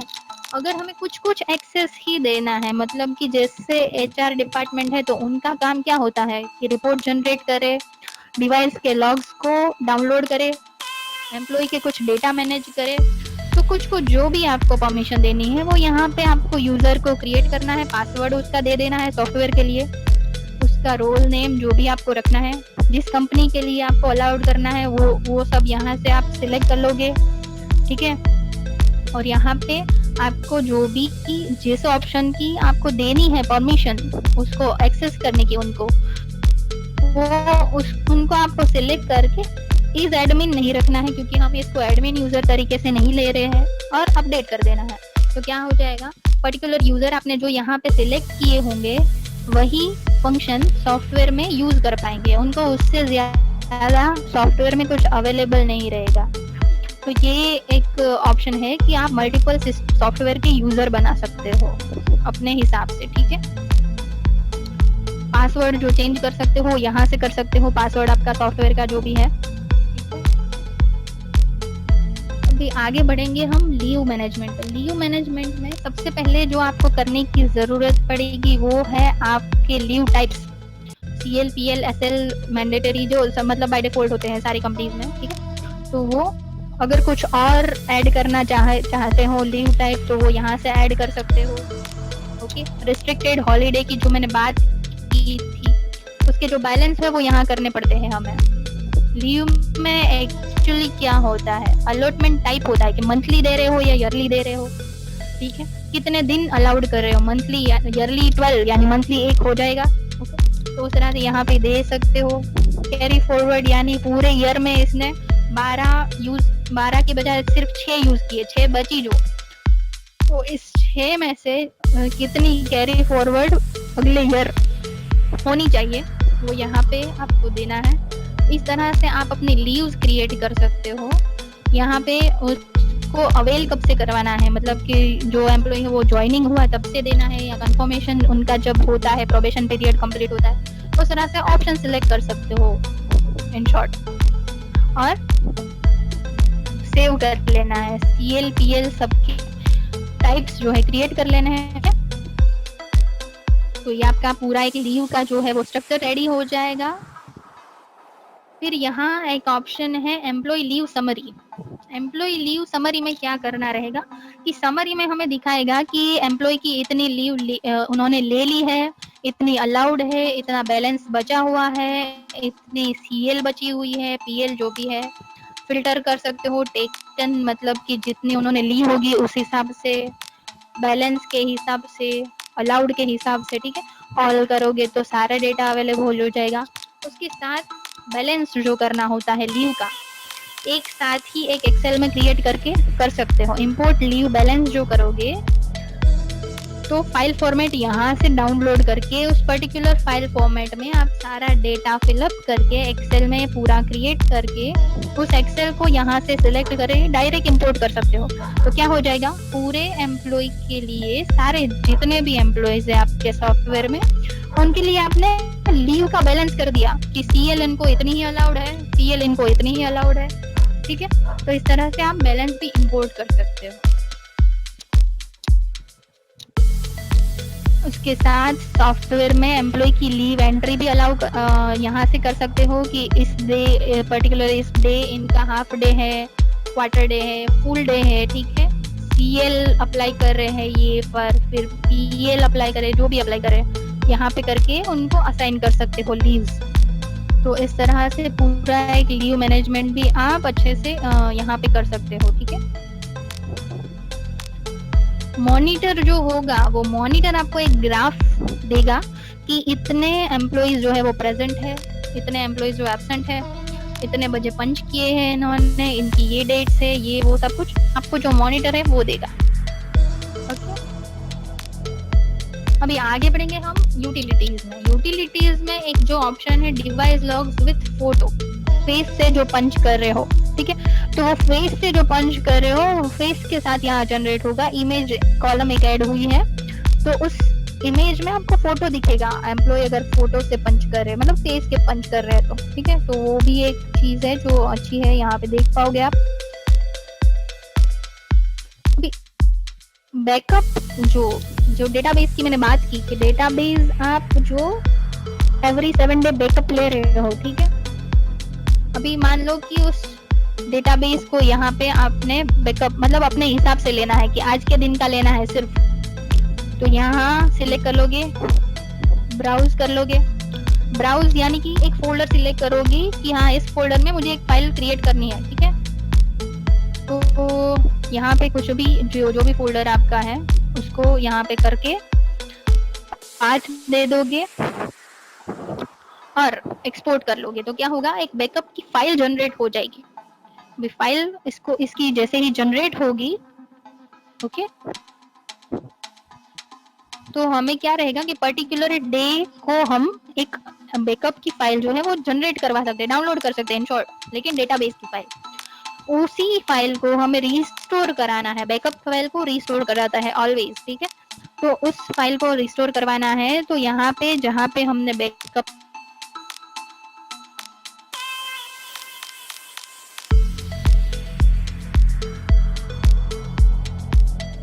लिया है वहां पे फाइल, यहाँ से हम डेटाबेस का जो मैनेजमेंट है वो भी सॉफ्टवेयर के थ्रू ही कर सकते हैं, ओके। इसकी बात हम करेंगे पैरेलल डेटाबेस एक्सपोर्ट की। पैरेलल चीज क्या होती है कि अगर आप एसक्यूएल जो डेटाबेस की मैंने पहले बात की थी कि आप जो एसक्यूएल डेटाबेस यूज कर रहे हो, तो उसमें पैरेलली एक टेबल क्रिएट करवा सकते हो कि उस टेबल में पैरेलली सारे डिवाइस के लॉग जो है, पूरा जो डेटा जनरेट हो रहा है अटेंडेंस का, तो पैरेलली उस टेबल में जाएगा, ओके। यहाँ पे पैरेलल डेटाबेस एक्सपोर्ट करना है, यहाँ पे उस जो भी आपने डेटाबेस में टेबल बनाया है वो टेबल का नाम और ये सारी डिटेल्स फिलअप करनी है और ये पूरा जनरेट करना है एक सिस्टमेटिक। तो क्या होगा, पैरेलली हमें उस पर्टिकुलर टेबल में भी अपना डेटा मिलेगा सॉफ्टवेयर का, ओके। तो ये एक अच्छी सिस्टम है कि पैरेलली हम एक टेबल भी क्रिएट कर सकते हैं और उसको फिर आगे कहीं यूज करना हो तो भी कर सकते हैं, ओके।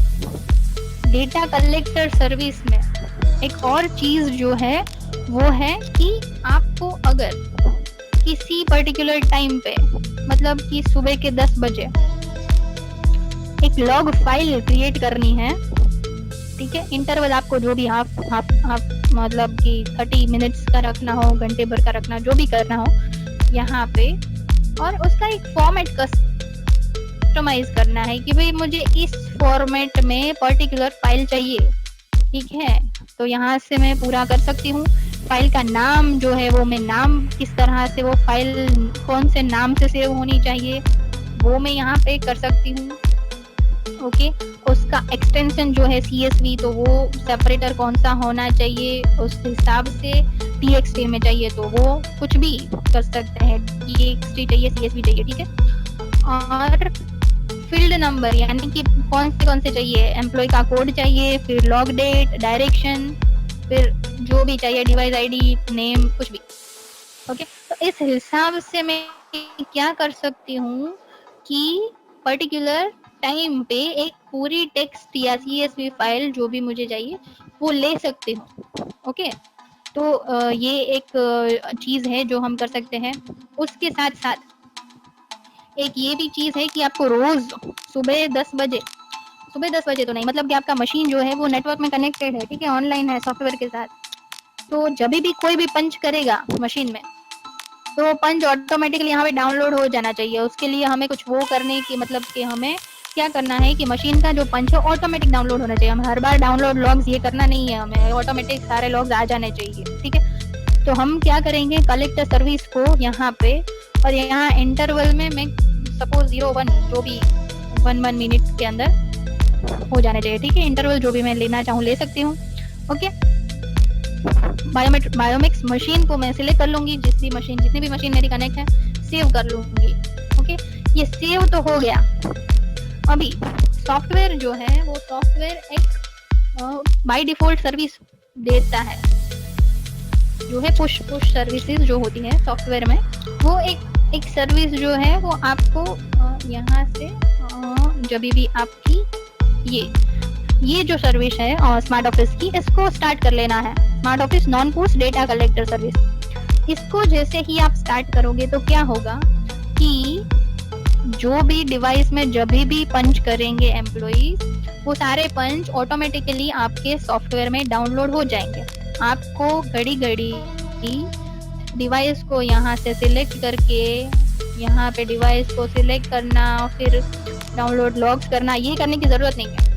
यहाँ पे डेट जो आप देख रहे हो, इस डेट के हिसाब से आपको जब भी लाइव पंच होंगे यहाँ पे आ जाएंगे। तो ये एक अच्छी फैसिलिटी है, आप सेट कर सकते हो अपने हिसाब से, ठीक है। तो इतनी फैसिलिटीज देता है सॉफ्टवेयर। उसके साथ साथ बल्क में जो डेटा हम इंपोर्ट करना चाहते हैं, ऐसा तो होगा नहीं कि हमारे सिर्फ 5-6 एम्प्लॉयज होंगे, 100 200 जितने भी एम्प्लॉयज हो सकते हैं, तो उन सारी एम्प्लॉयज की जो डिटेल्स इंपोर्ट करनी रहती है वो हम एक्सेल फॉर्मेट में भी इंपोर्ट कर सकते हैं, ठीक है। तो क्या करेंगे हम कि पहले एक एक्सपोर्ट फॉर्मेट ले लेंगे, पूरा जो भी हमारा एम्प्लॉयज का होगा एक फॉर्मेट है, तो उसको कहीं पे भी सपोज डेस्कटॉप में ही करना है तो डेस्कटॉप एक फॉर्मेट मैंने जैसे ले लिया, ठीक है। मेरी एक एक्सेल फाइल आ गई, यहाँ पे एम्प्लॉय डिटेल्स की पूरी एक एक्सेल फाइल आ गई, जितने भी मेरे एम्प्लॉयज होंगे उनकी। अब इसमें मुझे बहुत सारे एम्प्लॉयज का फॉर्मेट एक ऐड करना है, ठीक है। मैं क्या करूंगी कि उन सारे एम्प्लॉयज के जो कोड होंगे, कोड है, नाम है, डिवाइस के कोड है, मतलब डिवाइस में भी एक कोड आईडी जनरेट होता है एम्प्लॉय का, तो वो सब यहाँ मैंडेटरी मुझे रखना है। कंपनी जो भी मैंने सिलेक्ट की होंगी, डिफॉल्ट होगे तो डिफॉल्ट, इतनी सारी चीजें जो है मुझे सभी एम्प्लॉय के लिए भरनी है, कोई एक भी एम्प्लॉय के लिए बाकी नहीं रहना चाहिए, ठीक है। तो इतना बल्क में मैं डेटा एक क्रिएट कर सकती हूँ एक्सेल में। DOJ यानी date of joining, date of confirmation और डेट ऑफ बर्थ, ये आपको यही रखनी है तो भी रख सकते हो, उनकी जो पर्टिकुलर हो वो करनी है तो वो भी कर सकते हो। और ये पूरा डेटा जनरेट करना है। सिर्फ ध्यान इतना रखना कि कोई भी फील्ड बीच में कहीं पे एम्प्टी नहीं होनी चाहिए, सारी डिटेल्स भरी हुई होनी चाहिए, जितनी अभी दिख रहे हैं उतनी तो भरी हुई होनी ही चाहिए, ठीक है। तो ये करके इसी फाइल को सेव करके वापस से सॉफ्टवेयर में आना है, यहीं से इंपोर्ट कर देना है, import employee details file path को सिलेक्ट करके, ठीक है। इंपोर्ट फ्रॉम एक्सेल, तो क्या होगा, बल्क में जितना भी डेटा हमने एक्सेल में क्रिएट किया होगा वो सारा इंपोर्ट हो जाएगा, ओके। तो ये एक है कि हम अपना डेटा, बहुत सारा डेटा जो एक साथ ले सकते हैं सॉफ्टवेयर में। अदर डिटेल्स में जितने भी डॉक्यूमेंट्स की डिटेल्स होती है, एम्प्लॉय की पर्सनल डिटेल्स होती है, उनका भी एक डेटा क्रिएट करके ले सकते हैं। लीव बैलेंस की हमने पहले बात की, तो वो यहीं से करना है, यहीं से भी कर सकते हो, वहां से भी कर सकते हो, ठीक है। एम्प्लॉय की शिफ्ट मंथ वाइज, मतलब कि अप्रैल मंथ में इनकी कौन सी शिफ्ट है, वो पूरा एक डेटा जो है क्रिएट करके आप कर सकते हो। तो इतनी सारी इंपोर्ट एक्सपोर्ट आप कर सकते हो। उसके बाद हम जाएंगे डेली अटेंडेंस रिपोर्ट। ये रिकैलकुलेट अटेंडेंस जो है वो एक ऑप्शन है कि आपको कभी बीच में कहीं एक भी दिन का कुछ अच्छे से रिपोर्ट नहीं मिल रहा है, आप पूरे मंथ का एक रिकैलकुलेट कर सकते हो, कि रिकैलकुलेट हो जाएगा सॉफ्टवेयर में। उसके बाद आपको रिपोर्ट आसानी से मिलता है, ठीक है। डेली अटेंडेंस रिपोर्ट जनरेट करके दिखाना चाहूंगी। डेली डिटेल, बहुत सारे रिपोर्ट्स अवेलेबल है वैसे तो, ठीक है, लेकिन डेली डिटेल हम करेंगे, ओके। 12 अप्रैल 1 अप्रैल से कर लेते हैं, ओके। फिल्टर एम्प्लॉय, कोई पर्टिकुलर सिर्फ एम्प्लॉय का निकालना चाहते हो तो वो भी कर सकते हो, सिर्फ एम्प्लॉय का, ओके। वरना पूरे सभी के करने हैं, रिकैलकुलेट कर दो। कंपनी वाइज फिल्टर आउट करना चाहते हो, बहुत सारे फिल्टर का ऑप्शन है, कर सकते हो, ठीक है, और सिर्फ जनरेट करना है।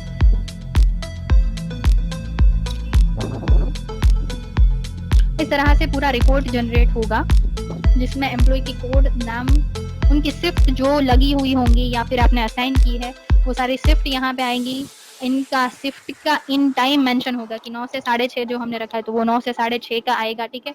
हमने जो मैन्युअल एंट्री के पंच किए हैं वो दिखाती हूँ मैं, देखो यहाँ पे जो हमने किए हैं यहाँ पे ये लॉग्स है, 8 अप्रैल के लॉग्स हमारे पास अवेलेबल है, ठीक। तो इस तरह से आएगा। इनको क्या है, इनका पंच जो है एक्चुअल इन टाइम जो है वो 15-16, मतलब क्या हुआ, बाय डिफॉल्ट इसने ये इवनिंग शिफ्ट पकड़ ली जो हमने क्रिएट की है, ठीक है। इसके पंच के ड्यूरेशन से के हिसाब से यहाँ पे ये शिफ्ट पकड़ेगा, ओके। तो इस हिसाब से वर्क ड्यूरेशन इसका कैलकुलेट होगा। ओवर टाइम किसी ने कुछ किया है तो वो कैलकुलेट होगा। तो ये इस हिसाब से वर्क करते हैं, रिपोर्ट्स ऑटोमेटिकली जनरेट हो जाते हैं। ये 12 अप्रैल के अगर आप डेटा देख सकते हैं, मैनुअल एंट्री जो हमने किया है तो उसका सेटिंग्स के हिसाब से जो हमने कैटेगरी में सेटिंग्स की, ये सिर्फ हाफ डे ही प्रेजेंट है अभी, ओके। तो इस तरह से प्रेजेंट एब्सेंट का स्टेटस आएगा, वीक ऑफ है तो वीक ऑफ आएगा, ओके। इस हिसाब से कर सकते हैं। हमने सैटरडे संडे दोनों किया है तो मतलब कि दोनों आएंगे। यहाँ पे वीक ऑफ आ रहा है, मतलब कि वीक ऑफ के दिन भी ये प्रेजेंट है। तो इस तरह से रिपोर्ट जनरेट होगा डेली का, ओके। मंथली अगर करना चाहे, यहाँ डेली और मंथली के शॉर्टकट्स भी हैं, ये आपके रिपोर्ट में जाकर तो कर ही सकते हैं, ओके। तो पूरा मंथ का कैलकुलेट होके आ जाएगा, ओके। तो इस तरह से पूरा मंथ का होगा कि monthly in time out time, और यहाँ पे पूरे मंथ की डेट्स जो है वो मेंशन हो जाएगी, और कितने दिनों ने उन्होंने कितने दिन काम किया है, कौन सा ड्यूरेशन था, ओवर टाइम किया है नहीं किया है, मंथली अवेलेबल हो जाता है डेटा एम्प्लॉय का कोड और नाम के साथ, ओके। यहाँ पे पूरी लीव का डिटेल भी आ जाएगा कि लीव कितनी ली थी, लेट बाय कितने आवर्स पूरा मंथ में हुए हैं, ये सारा डेटा आ जाएगा। पर्टिकुलर रिपोर्ट को अगर आपको किसी फॉर्मेट में डाउनलोड करना है, यहाँ पे कर सकते हो। एक्सेल, पीडीएफ, वर्ड, 3 फॉर्मेट दिए हुए हैं। सभी रिपोर्ट मंथली जितने भी आप करोगे, मंथली डेली जो भी, उसको आप एक फॉर्मेट में डाउनलोड भी कर सकते हो। एक्सेल पे जैसे भी जाऊंगी मैं,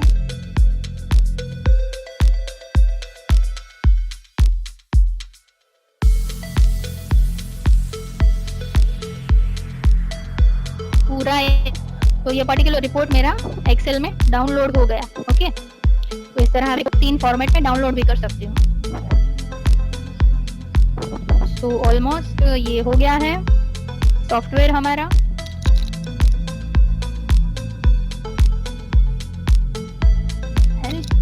हेल्प की बात अगर मैं करना चाहूँ, अबाउट स्मार्ट ऑफिस जो करोगे तो मतलब वर्जन आपको मिलेगा, उसके साथ साथ आपको एक्टिवेशन कोड मिलेगा आपके सॉफ्टवेयर का, जिससे आप लाइसेंस की एडिट कर सकते हो। यहाँ पे एडिट लाइसेंस की का ऑप्शन है।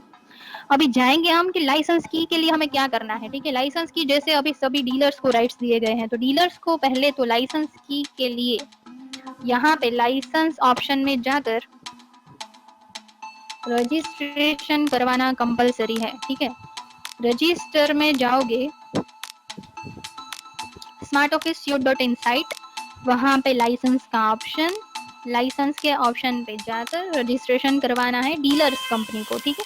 जितने डीलर्स है, तो डीलर अपनी कंपनी का नाम, पार्टनर नेम जो भी आप है, आपका password, GST number, mandatory details है सारी भरनी है, और जीएसटी सर्टिफिकेट अपलोड करना है। जैसे ही ये प्रोसीजर करोगे आप, आपके मेल में जो भी मेल यहाँ पे आपने गया होगा डिफाइन, उस मेल आईडी में आपको मिलेगा एक अप्रूवल लिंक मिलेगा, एक्टिवेशन लिंक। उस पे जाकर आप एक्टिवेट कर सकते हो। नहीं मिल रहा है तो लास्ट में कॉन्टेक्ट नंबर दूंगी, उस पे आप कॉन्टेक्ट करके अपनी रजिस्ट्रेशन डिटेल्स दे सकते हो। तो यहाँ हमारे साइट से वो एक्टिवेट हो जाएगा। उसके बाद आपको लॉगिन कर लेना है पर्टिकुलर सॉफ्टवेयर में, पर्टिकुलर मतलब लाइसेंस की के लिए, ठीक है। यहीं पे लॉगिन करना है। मेरे पास अभी कुछ एक अकाउंट जो है, तो आपको एक डेमो दे देती हूँ कि आपको लाइसेंस की के लिए क्या करना पड़ सकता है, ठीक है।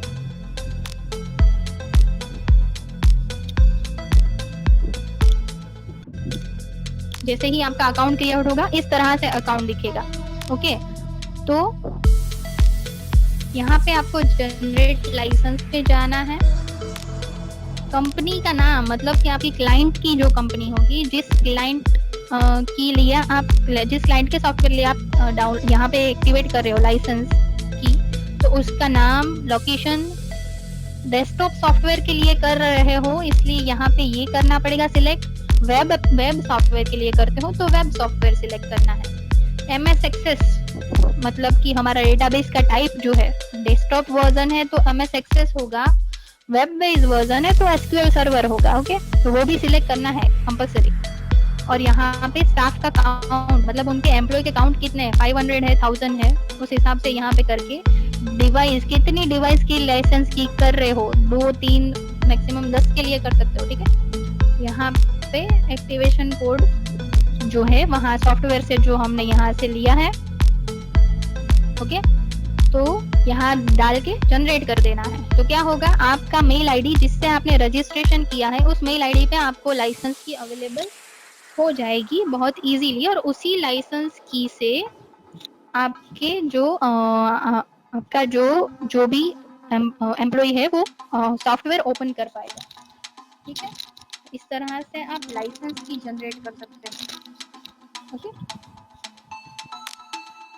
उसके साथ साथ सॉफ्टवेयर में हेल्प मैनुअल भी है। हेल्प मैनुअल जो है उसमें सारे सॉफ्टवेयर के फीचर्स एक्सप्लेन किए हुए हैं, तो वो आपको किस तरह से यूज करना है ये वो सब कुछ आपको गाइड कर सकता है।